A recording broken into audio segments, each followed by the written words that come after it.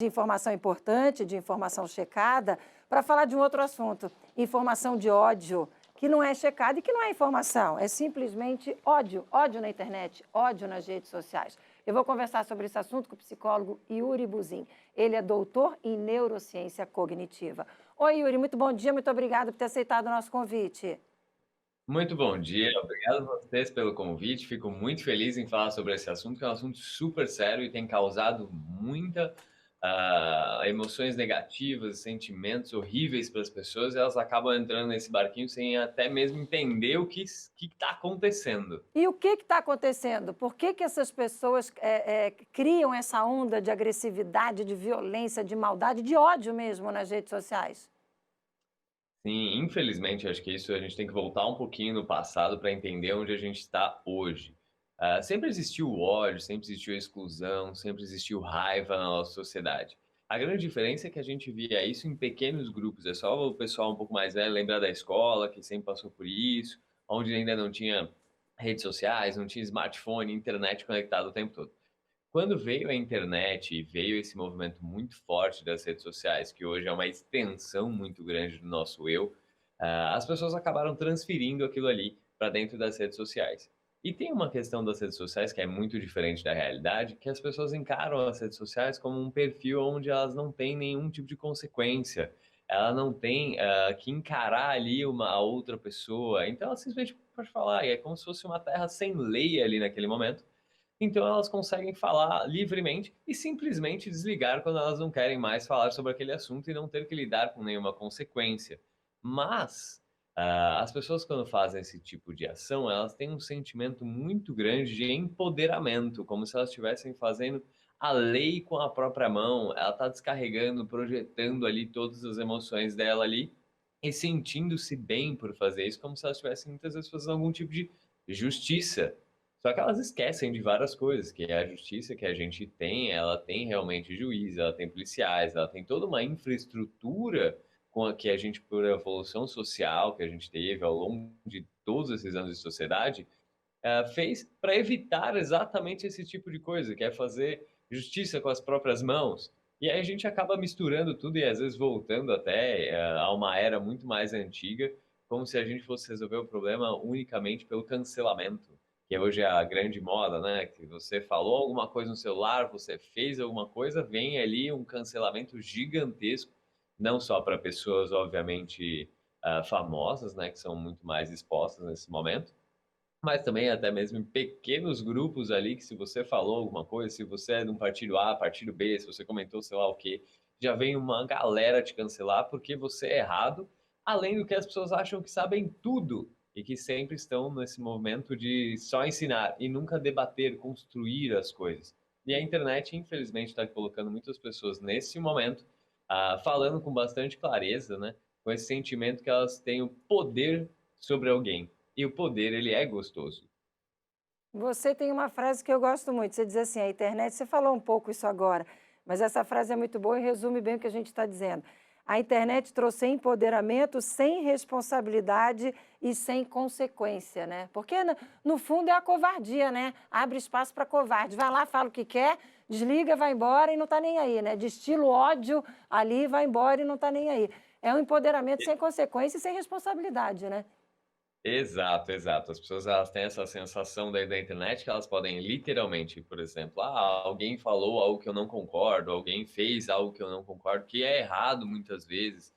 E aí eu vou lá, digito, coloco todo o meu ódio, faço ali meio que uma justiça com as próprias mãos, e eu não tenho que encarar mais nada. Eu desligo o celular, desligo as minhas redes sociais e acabou, né? Acabou, literalmente. Eu não tenho que construir nada, eu não tenho que conversar com alguém, eu não tenho que ter real trabalho de ir até a polícia, fazer uma denúncia, como a gente já viu milhares de casos de cancelamentos ali, que são até coisas muito graves que as pessoas já tomaram partido sobre aquilo ali, sem ao mesmo saber a realidade, sem ao mesmo ter uma grande investigação sobre aquilo. Então as pessoas se sentem empoderadas naquele momento e não têm responsabilidade do que falam. E tem casos de cancelamento que já até rodaram bastante nas mídias e tal, que são casos de cancelamento onde aquela história não era realidade, onde aquilo lá era uma grande fake news, um grande mal-entendido, e acabou se tornando e destruindo muito a vida de quem ali naquele momento estava sofrendo com aquele cancelamento, com aquele monte de raiva e etc.,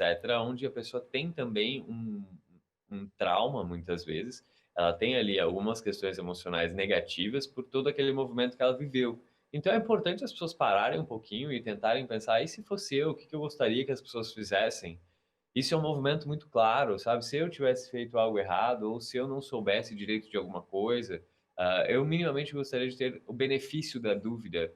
E aí, se alguém discorda de mim, então a gente tem que construir um diálogo, a gente tem que construir um debate, porque ninguém sabe de tudo exatamente.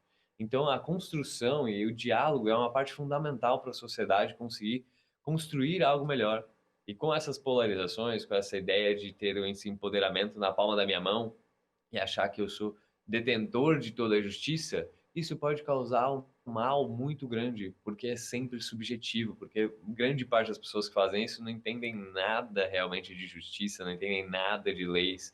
Então elas acabam tendo um movimento que acaba muitas vezes retrocedendo do que realmente melhorando a sociedade. E as pessoas precisam parar e refletir um pouco melhor sobre isso. Porque eu não sei se já notou, né, quando tem algum tipo de cancelamento, às vezes você segue a pessoa, sei lá, porventura, você conhecia a pessoa, alguma coisa do gênero, as outras pessoas já vêm te cobrar, puxa, mas como assim você segue aquela pessoa? Como assim você não está cancelando ela? Mas você fala, meu Deus, mas eu nem estava sabendo do que está acontecendo. É uma pessoa X na minha vida e porventura ela está no meu Instagram, está ali no meu Twitter, alguma coisa do gênero. E aí você está já sendo cobrado por alguma coisa e realmente você nem sabe do que está acontecendo, porque a informação na internet corre muito rápido. Além do que, tem uma parte dessa questão do cancelamento, dos haters, etc., que é a parte de pertencimento. Então eu começo a pertencer em um grupo. Então eu começo a entender que eu estou junto de uma camada enorme de pessoas e por isso que se o outro está fazendo, eu também vou fazer. Então entra num efeito manada, a pessoa sente um sentimento muito grande de agregar aquela grande massa que está fazendo o correto por alguma coisa. Isso também dá uma sensação boa no final das contas, porque eu estou fazendo algo bom apesar de estar fazendo por vias ruins. Ô, Yuri, e como é que a pessoa que é vítima desse ódio lida com isso? Realmente, as pessoas que acabam sendo as vítimas desse grande ódio nas redes sociais podem ter traumas muito grandes, como, por exemplo, transtornos de depressão, ansiedade, a dificuldade de relacionamento, muitas tristezas, enfim, ela pode desenvolver diversos transtornos ali na vida dela, porque ela está sendo julgada de uma forma, muitas vezes, muito negativa. Isso é uma coisa muito grave. Eu acho que nesse ano a gente teve uma amostra muito grande de nesses últimos anos, né? A gente teve uma amostra muito grande de fake news, de situações muito delicadas das pessoas e um grande grupo já indo atacar aquela pessoa, né? Então as pessoas precisam parar e olhar um pouco e ter um pouco mais de empatia pelas pessoas. Óbvio que se aquele sujeito fez algo que é criminal, a gente tem que buscar as autoridades. A gente tem meios para isso. A gente tem uma ideia que a internet é terra sem lei, mas ela não é mais uma terra sem lei, nunca foi na realidade. Então a gente tem que ir lá ir atrás dessas instituições que vão sim investigar, vão abrir um processo, vão fazer todo o papel que elas mesmas têm a obrigação de fazer. E elas irão fazer. E não é com o meu dedinho ali que eu estou fazendo justiça. Se eu quero fazer algum tipo de benfeitoria para a sociedade, então eu vou educá-la. Eu não vou simplesmente atacá-la. Vem cá, e responde ou não responde uma provocação? Se alguém que está nos acompanhando agora está sendo vítima, Agora, mesmo num pequeno grupo, você falou, isso acontece muitas vezes não só entre pessoas que são famosas, pode ser você aí em casa com a sua família, no seu grupo de família, você está sendo agredido por alguma medida, alguma decisão que você tomou. O que, que você faz? O que, que a gente responde para essa pessoa? Responde, não responde? Também cancela o outro? O que, que faz? não, não vamos cancelar o outro, não. A gente tem que primeiro tentar levantar um debate, uma discussão saudável, onde a pessoa vai colocar o ponto de vista dela, você vai colocar o seu ponto de vista, sem envolver as emoções e sem um ataque, uma crítica de ataque, onde eu descredito o próximo para ele que ele perca ali a estabilidade e acabe me atacando de volta e eu falar, puxa, mas eu sei que tá nervoso, né? Então, a ideia tem que ser primeiro tentar sempre uma relação onde existe uma construção de algum conceito maior. Traçar limites até onde a pessoa pode ou não opinar sobre a sua vida também é uma ótima técnica, onde você deixa claro para todo mundo o que elas podem opinar e o que elas não podem. Tem uma frase muito engraçada que eu até brinco muito com meus pacientes, né? Que eles falam, puxa, mas eu queria que pessoa tal falasse comigo, que me desse uma opinião, tal. Eu falo assim, mas você perguntou ou você simplesmente contou uma história? E tem uma grande diferença, porque muitas vezes quando você conta uma história, algumas pessoas super vão te dar soluções. Outras pessoas não vão falar nada e só vão te apoiar na história. Só vão falar, nossa, que legal, Paulo, legal, muito bom. Outras pessoas querem a opinião. Então a gente tem que perguntar claramente. E isso a gente vai falar, puxa, olha, aconteceu tal coisa, meu pneu do carro furou, o que que eu poderia fazer, né, sobre isso? E aí a outra pessoa vai opinar. Só que isso corre dos dois lados. Então, para aquela pessoa que comunica e para aquela pessoa que está ouvindo. Quando uma pessoa pergunta a sua opinião, você está sendo convidado a participar muito claramente daquele assunto. Quando uma pessoa não pergunta muitas vezes a sua opinião, ela só está informando você. Ela não está querendo literalmente um grande debate sobre aquilo. Ela está realmente construindo algo contigo ali, mas ela está só desabafando muitas vezes.